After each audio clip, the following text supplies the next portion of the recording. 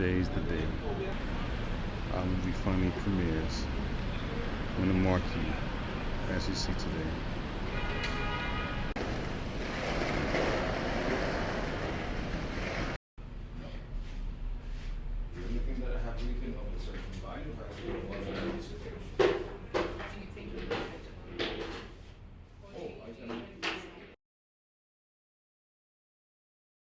Oscar Wilde quote, which I thought was so perfect and set the tone. Yeah, thank you. And I just wanted to know if you could repeat it for me. But you said you'll talk to me about it later. Yeah, I'll get it. It's at the beginning of his book, The Picture of Dorian Gray.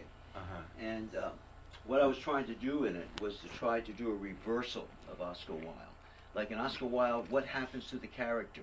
What his devious deeds are get reflected in the painting, and the paintings kind of represent that.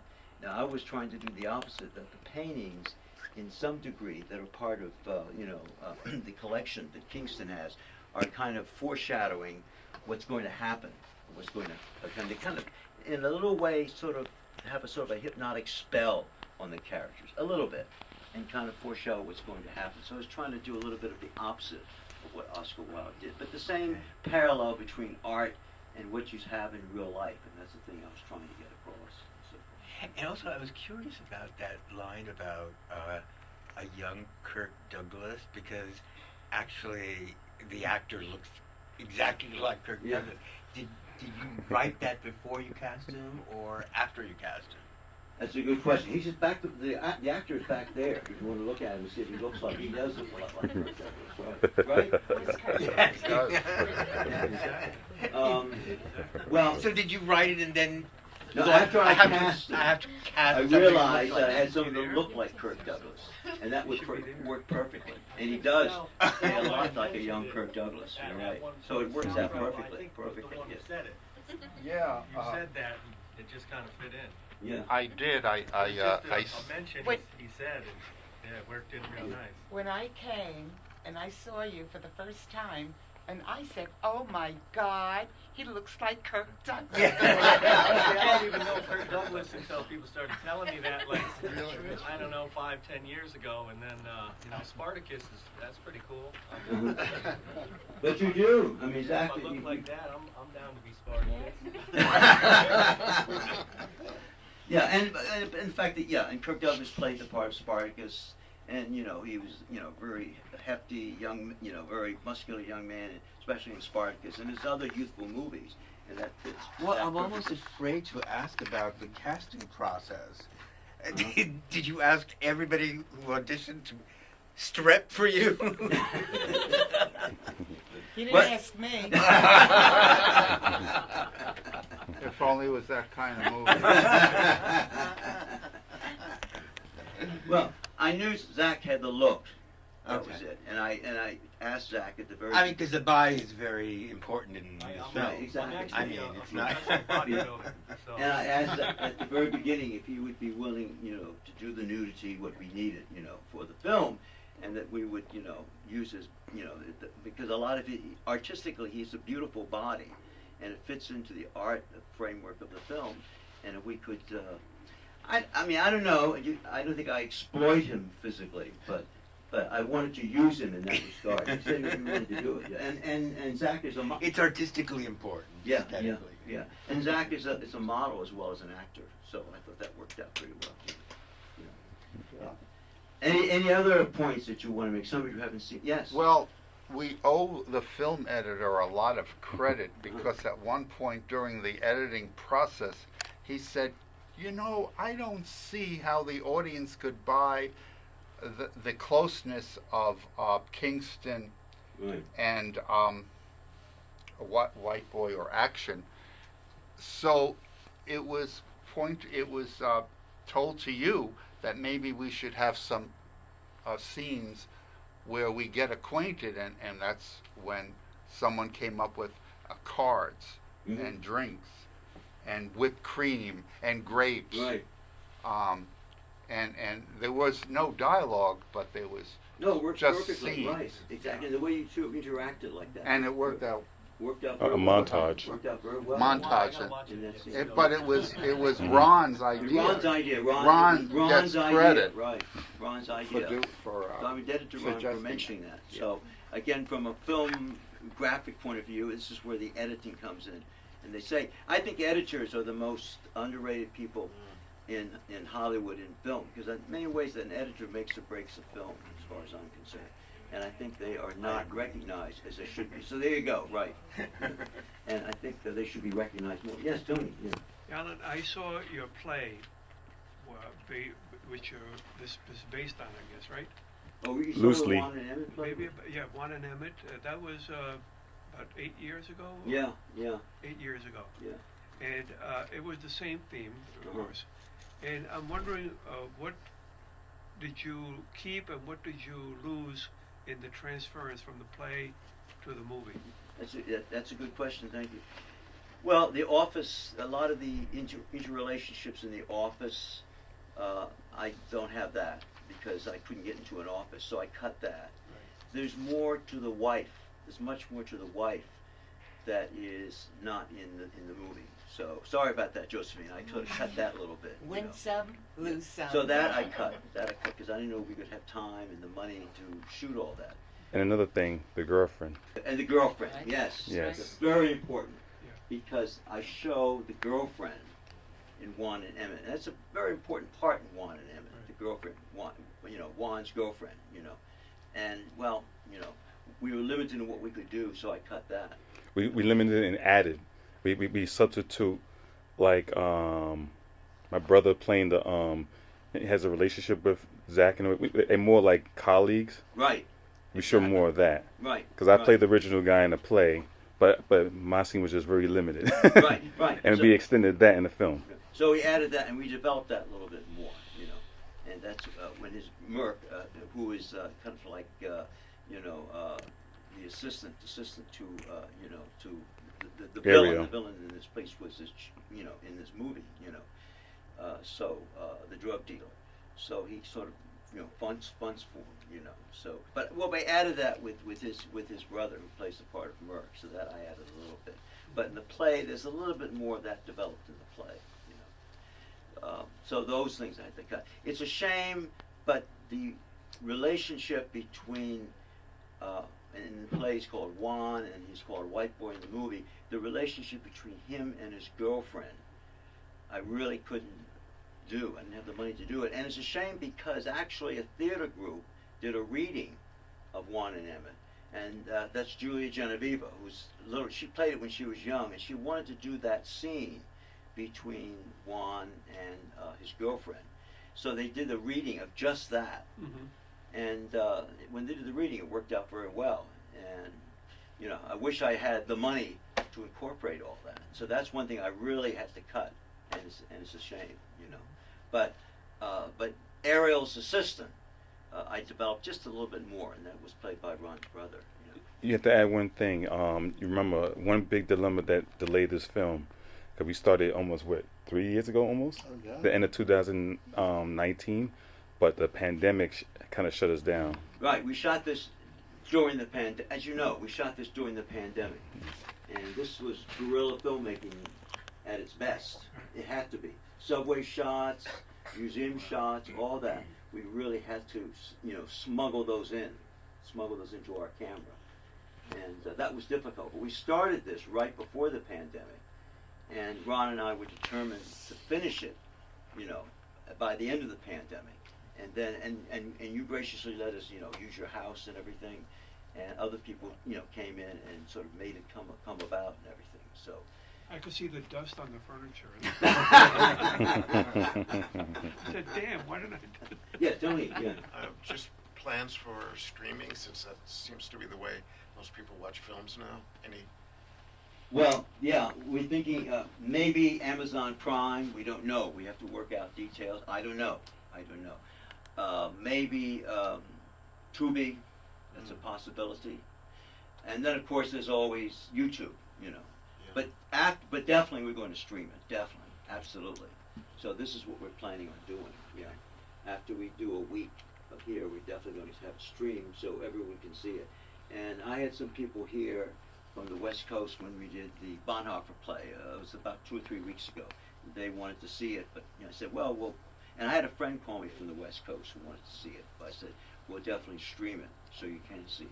There are also those channels like Deco and Deco's another Ear one. TV, and Yeah. that might be interested. Yeah, definitely.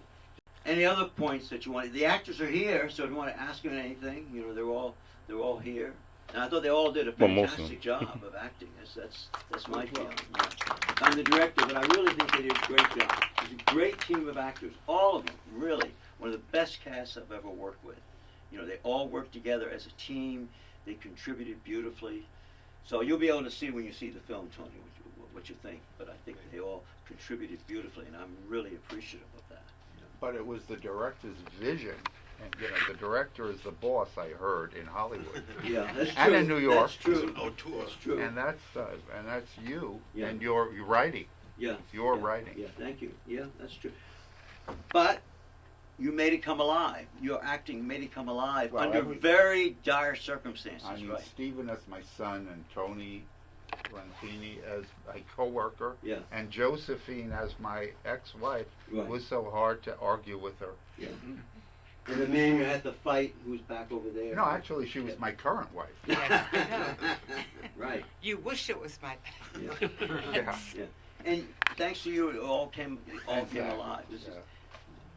Yeah, for Kirk Douglas. Well, hopefully, we'll do a documentary on the whole process. Have some shots that we took that we had to cut out, from the film. So hopefully we'll add that into a documentary and maybe do a, how should I say, a re-edit. Yeah. Well, at least I'm working on that. Maybe for the streaming. You're the one who's always giving in to him. You spoil him, and that's why he comes to me for money. He's our only child. I want him near us. I don't want him to leave. But you're babying him. You're spoiling him. He'll never have to be responsible because you're giving everything to him. That's not right. Oh, Bobby, I just don't want to lose you. And thanks to Ron and Yeah. cinematography to give it a film noir quality. That's what we aimed at tremendously. And the film noir colors and everything, which is what we were striving for in the film. And that's More of a grungy look. and you'll see that coming up, Tony. In the film. So, any other points that you want to make? Yeah. Who is your favorite person to work with? I'm I sorry. am so. I've been. Who is your favorite person to work with? You worked with a lot of people to make this film. Granted, who is your favorite? You mean the actor? Who's the? Just you. I mean, in Seriously, they all were great. Want him to make enemies? Not here. Not in front of us. No, seriously, they were terrific. I mean, as a team, I've never had a group that worked so beautifully as a team. They did beautifully. And that's very hard in film. You hear stories about people, prima donnas and so forth, people only after their own close-ups and all that sort of stuff. But the acting team, they all work together beautifully. And I appreciate that. So that's a very good question. I appreciate your asking that. But all of them, they're all of them are my favorites. All of them are my favorites. So hypothetically, would you have cast F. Murray Abraham? I'm sorry, what? F. Murray Abraham.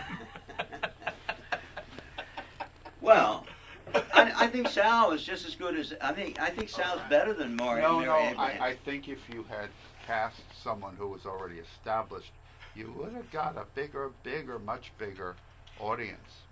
Well, yeah, that's true. That's true. Because that's always true. That's always true. But I think It's that's sad, too. Yeah, it's sad. Yeah. Yeah. And unfortunately, that's what motion pictures have become to some degree. It's the names in the film. That's all that matters. And people go to see the movies not because of the structure, the artwork. I mean, the whole structure of the film, the cinematography, the acting, the whole artistic structure of it. They go just to see their favorite personality on the screen, and I think that's very unfortunate. Yeah. And that's my take on it. I disagree. Yeah. Yeah. I mean, of course, I would want to go see a movie because I like a particular person, but also because of what the movie is about. Oh yeah, I agree. What the movie's about. That's what I meant. Yeah. I mean, it's the whole thing, Yeah. but it's a plus with who's acting. Yeah. Well, if say, well, I have a friend who I'm not so crazy about her as an actress, but say if Elizabeth Taylor was in a lousy movie, but you like Elizabeth Taylor as an actress, Still go and see it. would you still go and see it and like Sure. it? Yeah. Okay. Yeah. That I would have a little hard time doing personally because it's the whole structure of the film. But you wouldn't know it's a lousy movie Until you go and see yeah, it. I saw it. You're right. You're right. And maybe Elizabeth Taylor would draw me to that. Maybe that's a possibility. Yes. Alan, would you clear up who's doing what to whom in the end? What are the motivations of the characters, and how did they end up killing each other? Okay. I am confused by motivations of the characters. Okay. Throughout this film, as mentioned in that conversation, Eduardo, who is White Boy's roommate, is also a coke addict. And he's also, in a sense, has a little bit of a homoerotic attraction towards White Boy. Okay. And needs money for his drugs. And he's a classic drug addict. And he's stealing a little bit from he's Ariel. a little bit from from Ariel. Ariel is the character with the rosary around his. Well, with the glasses, he's always got glasses Yes, on. at the park. At the club. I think he's here. In Isn't the, he? Yes. He's in the back. Ariel. Yeah. Ariel's in the back. I'm here without my glasses. He's, Oh, there you are. Yes. No. and he's been stealing from Ariel. And he's been, as a coke addict, he's being pushy. And he might get Ariel in trouble and so forth. And White Boy's friend is warning him about what's going to happen and how Ariel doesn't like drug addicts because drug addicts will probably siphon some of the drugs from Ariel and sell it at a higher price and make a profit, and Ariel loses out. That's one of the things he we also wants cut. Ariel done away with for that reason. Alan, that's also one of the things we cut from the original play. We showed their relationship a little bit. Yeah, that's true. That's a good point. That's another thing I had to cut. And it is mentioned in the conversation between White Boy and Merc, Ariel's assistant, that if he keeps on the way he is, Ariel's going to have to really do Remove away him. with him. And that to be careful of that, be very careful of that. That's basically what the conversation is outside between White Boy and Merc.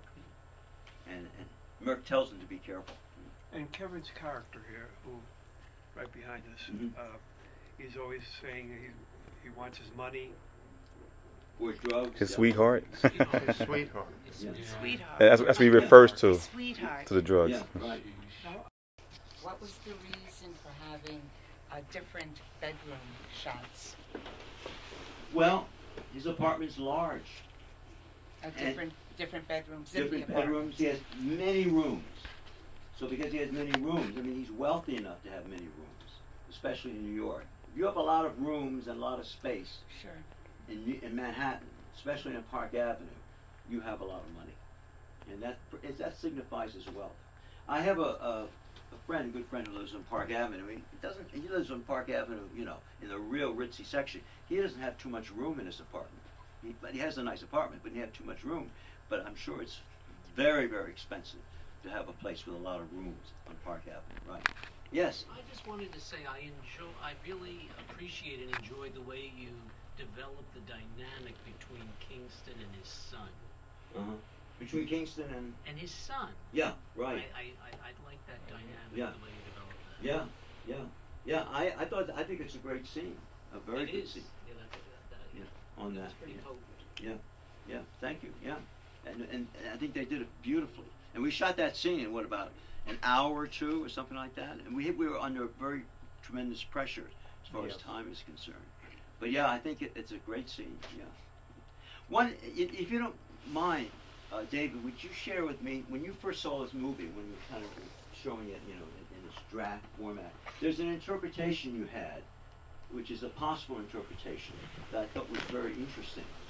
I don't remember it. You'll have to remind me. Okay. That maybe, in some ways, maybe that the whole interrelationships that go on could have been maybe dreamt by King. And the way the film is shot has a very dreamlike quality in spots. Well, it's So so maybe, noir, you know, yeah, it's right. pretty dreamy. And I know you mentioned that when we saw it at Frank's apartment. We mentioned that, and I told you I thought that was a very interesting interpretation. So to go along with it. Yes, Tony. Just a technical question. Sure. Is this shot on film or digital? Digital. Yeah. Yeah. It's a lot. Yeah. Do you have any issues with digital? I know a lot of the traditional filmmakers, they talked Kodak into continuing to make regular Yeah. film. I don't understand it. It seems to me that digital is so superior in so many ways, but No, I agree. I think film is best. you do. And if you're ever interested, when the last time we had the class, that was brought up too about the colors of film, Yeah, you know, and how older films have that much better color, Technicolor and so forth. And I think film does have the best quality, but it's more expensive. Very expensive. You've got to the lighting. You've got to have a huge light crew. The way you light it. We were about a 1 or 2 man crew in this film, and you can never do that on film. I don't think film. You have to have a huge crew. There's a lot of lighting nuances you have to do, but I think it is more beautiful in film. I do. Now the reason Agree. why I thought we could get away with it here in Exhorter is because it's film noir. And because it's film noir, that means it can have a darkened quality to it, and the lights and the colors could be muted a bit. And I thought that would work, and let's give it that film noir quality. You know. But if you want to shoot, certainly if you want to shoot a Wizard of Oz, or if you want to shoot, some spectacular film with a lot of color, it's best to use film. And a lot of filmmakers still prefer to use film. How long of a shooting schedule did you have? Our shooting schedule? Yeah. Well, I think we shot it all in all in about 3 weeks, which is a no-no. I mean, you gotta have a month. You have to have 5 or 6 weeks. It was more than that. We did most of it. It was spread out. It was spread out. It was spread out. Yeah, it was before COVID. Yeah, it was before during COVID. COVID and after Yeah, COVID. Yes. as you said, it was before COVID, during COVID, and after COVID. Right? Yes, we did only like 2 weeks, and then meaning the weekends, because some of us have regular jobs. So the weekends when we got together, and then COVID happened, and then we stopped, and then me and Ellen got together 3 months later to actually start the editing, and then 3 months later we got the cast to come back and to reshoot some scenes and just to finish with the film. Yeah. So that was the challenge. And then the challenge is, of course, when we filmed outside, and every time a person would walk by with a mask, so we had to cut the film because we can't have a shot of somebody wearing a mask. Right. These are all problems of low-budget filming. So, but to answer your question, I do think film is better if you can afford it. You can't manipulate digital so much, or they haven't learned how yet. Or, Right. for example, if you want something depth of field, you want background blurry, and you just want to concentrate on the person's face. Right. The digital will give you everything in Right. complete focus. Right, exactly. So I think digital. There's a negative and forever. positive to that. At some point, they're going to stop making film. You think it'll go back to film? Yeah. No, I think You don't think? it's over. Yeah. Yes. Alan, do you remember how aggravated you were one night when Kevin and I had the giggles and we couldn't get that take with the knife scene? Yeah. We kept laughing at each other. For some reason, we had the giggles. And until finally, like the 10th take, you said, "All right, guys, you have to get serious." And that's the one you used for the movie. Right. We just couldn't help it.